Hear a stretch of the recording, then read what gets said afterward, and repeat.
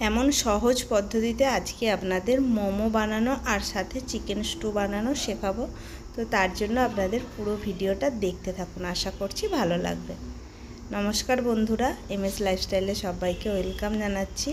চলে এসেছি আজকে দুটো রেসিপি নিয়ে। একটা হলো চিকেন মোমো আর একটা হলো চিকেন স্টু। একদম খুব সহজ পদ্ধতিতেই বাড়িতে কিভাবে বানাবেন। তো এখানে আমি প্রথমেই কিমাটাকে অল্প একটু তেল দিয়ে ভেজে নেব, হালকা একটু ভেজে তারপরে মশলাগুলো দেব। অনেকেই বলেন যে চিকেন মোমো বানানো নাকি খুব কঠিন বা করতে চায় না, কিন্তু আমি যেই স্টেপগুলো দেখাবো সেরকমভাবে কিন্তু আপনারা ফলো করলে খুব সহজেই বাড়িতে বানিয়ে নিতে পারবেন। তো দেখুন, চিকেনটা একটু ভাজা ভাজা হয়ে গেলে আমি এবার এর মধ্যে প্রায় 2 পেঁয়াজ কুচোনো আমি দিয়ে দিলাম। এখানে আছে প্রায় 400 মতো কিমা, আর একটু কিমা আমি কাঁচা তুলে রেখেছি, 400 থেকেই ওই স্টুটা বানানোর জন্য।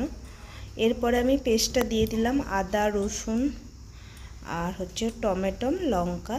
তবে আর একটু আমি লঙ্কার গুঁড়োর সাথে অ্যাড করব, একটু ঝাল ঝাল করব। তো এটাকেও ভালোভাবে আমি এখন কুক করে নেব।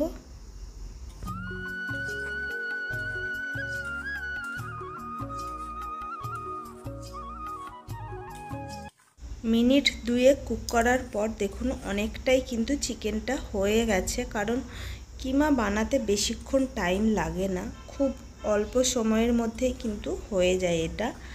তো দেখুন সুন্দরভাবে মাখা মাখা হয়েছে, তবে আরও একটু আমি শুকনো শুকনো করব, যেহেতু মোমোর মধ্যে দেব। একটুখানি শুকনো না হলে ঠিক অ্যাডজাস্ট হবে না।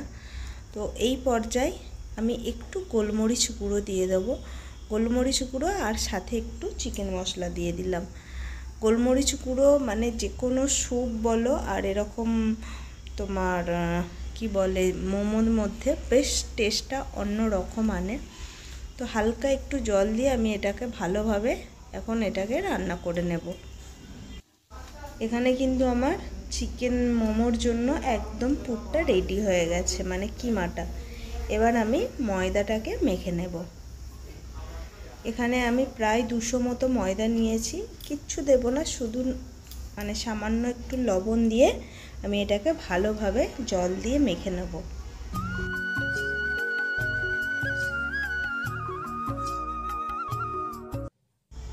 দেখুন এটাকে আমি ভালোভাবে মেখে নিচ্ছি। এরকম একটা যখন ডো হয়ে যাবে তখন এটাকে আমি চাপা দিয়ে রেখে দেবো 10 মিনিটের জন্য। চাপা দিয়ে এটাকে রেখে দিলাম 10 মিনিট। 10 মিনিট পর দেখুন ডোটা আরও সফট হয়ে গেছে।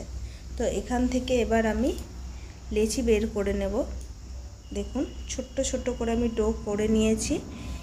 এবার এটাকে আমি অল্প করে ময়দার গুঁড়ো দিয়ে সামান্য তারপর এটাকে বেলে নেব। দেখুন আমি কতগুলো মোমো বানিয়ে নিয়েছি, যদিও আমি খুব একটা ভালো বানাতে পারি না, যতটা চেষ্টা করলাম। আর এখানে আমি একটা পাত্রে জল নিয়ে নিয়েছি, আর এরকম একটা ঝাঁঝরির মধ্যে একটু তেল ব্রাশ করে এবার আমি সব মোমোগুলো একসাথে দিয়ে দিলাম, দিয়ে পুরো ঢাকা দিয়ে দেবো। আর সাথে আরও এক থালা আমি বানিয়ে নিলাম, কারণ ওটা হতে হতে তারপরে এটা বানিয়ে নেব। তো এবার ঢাকাটা খুলে দেখি। দেখুন মোমোর ওপরটা যখন খুব চকচক করবে তখনই বুঝতে পারবেন যে এটা হয়ে গেছে একদম। আর কত সুন্দর উঠে যাচ্ছে, তেল ব্রাশ করে রেখেছিলাম বলে খুব সহজেই কিন্তু ঝাঁঝরি থেকে মোমোগুলো উঠে যাচ্ছে। এক প্লেট তুলে আরও এক প্লেট আমি ঝাঁঝরির মধ্যে দিয়ে দিলাম। টোটাল 2 প্লেটই আমি করছি, প্রায় 15টা মতো ওরকম হবে। তো এরকমভাবে কিন্তু আপনারাও বাড়িতে খুব সহজেই মোমো তৈরি করে নিতে পারবেন। তো এদিকে মোমোটা হচ্ছে, আর একটা আমি জায়গায় আমি স্যুপটা বানিয়ে নেব। তো তার জন্য প্রথমে একটু বাটার দিলাম আর দিলাম সামান্য একটু তেল। আর এখানে প্রায় 1-150 মতো কিমা রয়েছে। তো সেই কিমাটাকে অল্প একটু বয়েল করে নিয়ে তার মধ্যে দিয়ে দিলাম রসুন কুচি। রসুন কুচিটা দেওয়ার সাথে সাথে এবার একে একে যেসব সবজিগুলো রয়েছে সেগুলোও দিয়ে দেবো। দিয়ে দিলাম রোস্ট আদা, সামান্য একটু আদা, তবে রসুনটা একটু বেশি দেবেন, আদাটা একটু কম, কারণ রসুনের গন্ধটা বেশ ভালো লাগে। আর গোলমরিচ, সাথে পেঁয়াজ কুচোনো। তবে আপনারা ওই যে বড় গাছ শুদ্ধ যে পেঁয়াজ, ওই পেঁয়াজগুলো দিলেও কিন্তু খুব টেস্ট হয়, বাট আমার কাছে ছিল না, অ্যাভেলেবেল ছিল না, তার জন্য আমি এমনি নর্মাল পেঁয়াজ দিলাম। এবার দিয়ে দিলাম গাজর কুচি। খুব একটা নাড়াচাড়া করতে হবে না, হালকা হাতে অল্প একটু নেড়ে জল দিলেই কিন্তু হয়ে যায়। এবার দিয়ে দিলাম ছোট্ট ছোট্ট করে কাটা ক্যাপসিকাম কুচি, দিয়ে দিলাম নুন পরিমাণ মতো যতটা লাগবে, আর সাথে দিয়ে দেবো কয়েকটা লঙ্কা, কারণ স্যুপ একটু ঝাল ঝাল নুন নুন গোলমরিচের গন্ধটা বেশ না এলে ভালো লাগে না। আর দিয়ে দিলাম কয়েকটা পেঁয়াজ পাতা, মানে অল্প একটু পেঁয়াজ পাতা কুচোনো দিয়ে দিলাম। এটা এবার ভাজা ভাজা হয়ে গেছে। এবার এর মধ্যে আমি কিন্তু জল ঢেলে দেব। এবার আমি এর মধ্যে পরিমাণ মতো যতটা জল লাগবে, প্রায় আমি 1 লিটারের একটু কম আমি জলটা দিলাম, দিয়ে ভালোভাবে একটু নেড়ে চেড়ে এবার আমি এটাকে ঢাকা দিয়ে দেব। প্রায় মিনিট 10 লাগবে। 10 মিনিট পর দেখলাম এরকম একটা পরিস্থিতি তৈরি হয়ে রয়েছে। তো যাই হোক, এবার এটাকে ভালোভাবে, আর একটু সিদ্ধ বাকি আছে, তো আপনারা চাইলেন একটু টেস্ট করে দেখতে পারেন নুন ঝাল সব ঠিকঠাক হয়েছে নাকি। তবে আর একটু আমি গোলমরিচ গুঁড়ো দিয়ে দিলাম, আমি টেস্ট করে দেখলাম গোলমরিচ গুঁড়োটা একটু কম হয়েছে তার জন্য। আর দিয়ে দিলাম এখানে ধনেপাতা। ধনেপাতাটা আমি আগে থেকে দিইনি, শেষের দিকে দিলাম যাতে গন্ধটা ভালো থাকে।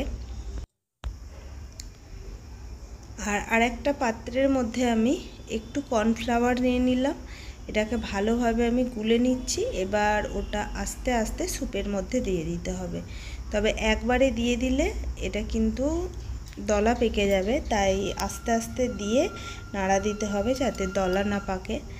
তো সুন্দরভাবে দিলে তবে স্যুপের ঠিক যে ঘনত্বটা সেইটা ব্যালেন্স আসে, নইলে কিন্তু সেই পাতলা জলের মতো হয়ে যায়। তো দেখুন এখানে আমার স্যুপটা কিন্তু অলমোস্ট রেডি হয়ে গেছে, তাই আমি নামাবার আগে সামান্য একটু আমি বাটার দিয়ে দিলাম।